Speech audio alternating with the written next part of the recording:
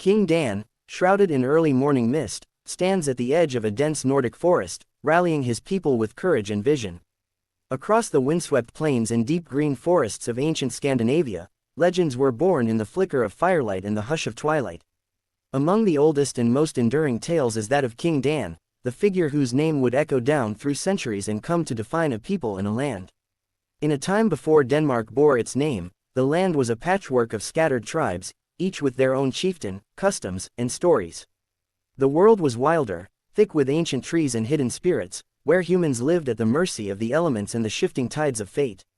It was an age of uncertainty, where alliances were fragile and threats loomed from both nature and neighboring lands. Amid these challenges, whispers began to travel, of a leader born beneath a blood-red sky, marked by a raven's feather at birth, destined to gather the tribes and forge a lasting kingdom.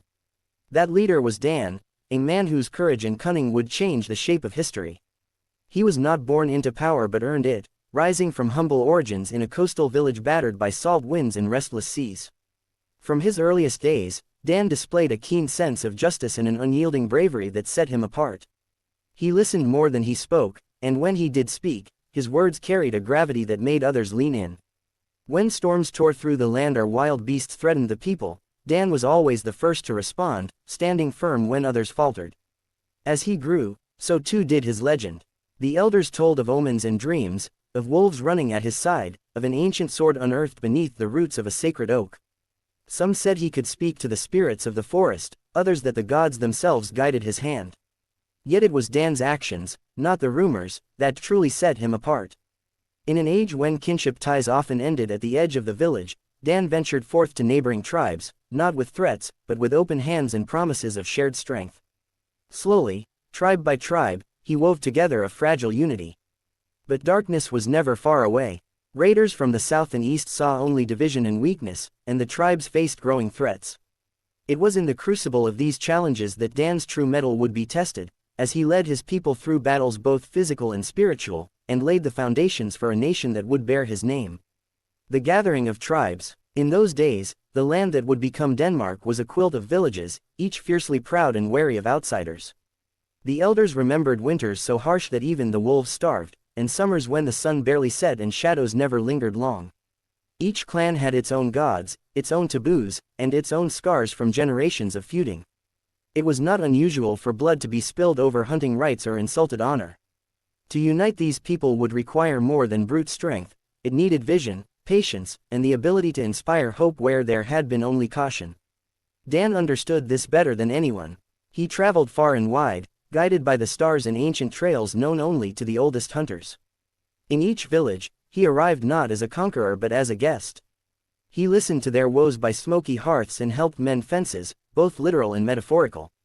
Where disputes threatened to spill into violence, he became a mediator, urging peace and offering fair judgments that surprised even the most cynical. It was during the midsummer moot at the great clearing of Lindholm that Dan made his boldest move. For generations, the tribes had gathered here for trade and ritual, but rarely had they spoken as one. This year, Dan called for something more, a council to decide the future not just of their own kin, but of all who called this land home. Some scoffed, but curiosity drew others.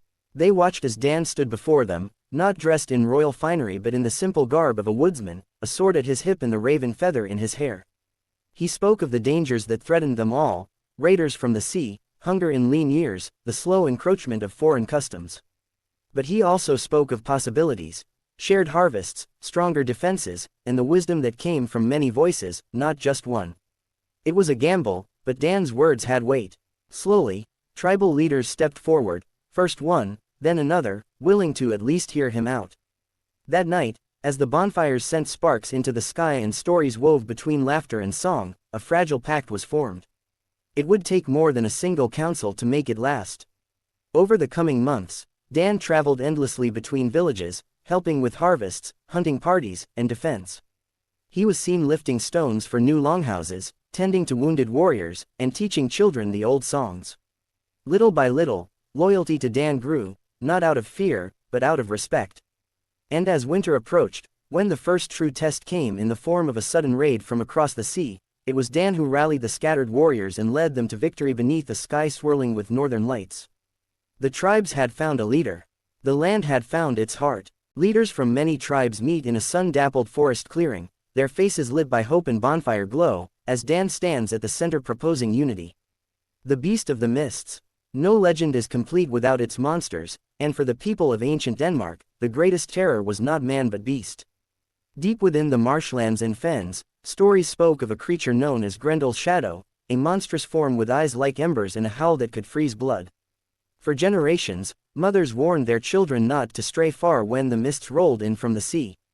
Cattle disappeared, hunters returned pale and shaken, and sometimes, entire families vanished without a trace.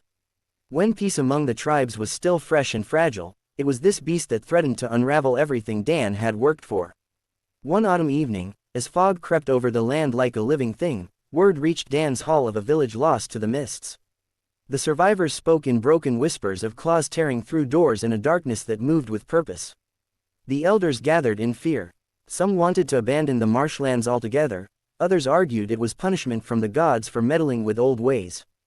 But Dan stood firm. He vowed to hunt the beast, not only to save the people but to prove that unity could overcome even the oldest fears. He gathered a band of warriors, men and women from different tribes, each skilled in their own way. They moved by night, guided by the stars and Dan's uncanny sense for hidden paths. The marsh was a world apart. Reeds taller than a man, pools that swallowed sound, will-o'-the-wisps dancing on the edge of sight. For days they tracked the beast, finding only its prints, huge and twisted, until finally, deep in the heart of the fens, they came upon the creature itself.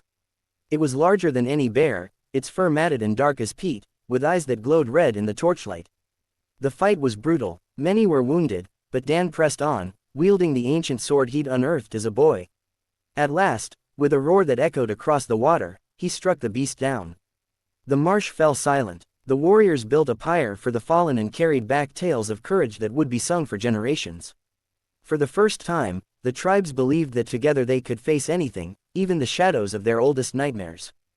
Amid swirling mists and tangled reeds, Dan faces down the terrifying beast that haunted the marshlands, torchlight glinting on ancient steel. The birth of a nation. With Grendel's shadow slain, the unity Dan had forged became more than a pact, it was now sealed in shared trial and triumph. As word of his deeds spread, more tribes sought his counsel and protection. Where once there had been suspicion, there was now respect. Yet Dan knew that unity needed more than shared enemies, it needed symbols and customs that could bind people together long after memories faded. He called for another great moot, this time on the high bluffs overlooking the sea. It was here that the first stones of what would become Denmark's heart were laid. Elders from every tribe brought offerings, carved wooden totems, woven banners, and the first seeds for a shared harvest. A council was formed, not to erase old traditions but to blend them. Old gods and new were honored side by side, songs from distant valleys joined in new harmonies. Dan oversaw the forging of new laws, simple but fair, carved into oaken tablets. They spoke of hospitality to strangers, justice for the weak, and loyalty to the land above all. The name, Denmark, was first spoken here, the borderland of Dan and his people.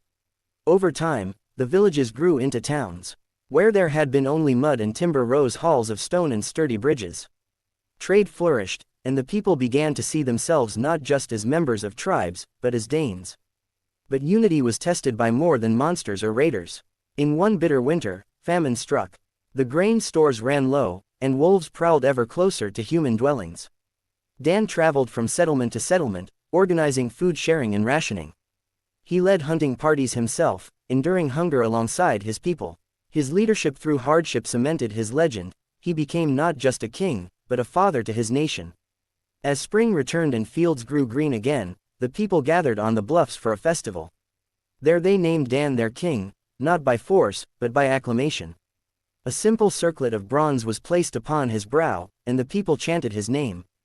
Denmark was born. On wind-swept cliffs overlooking the sea, Dan is crowned king by his people, surrounded by symbols of unity, hope, and a new nation.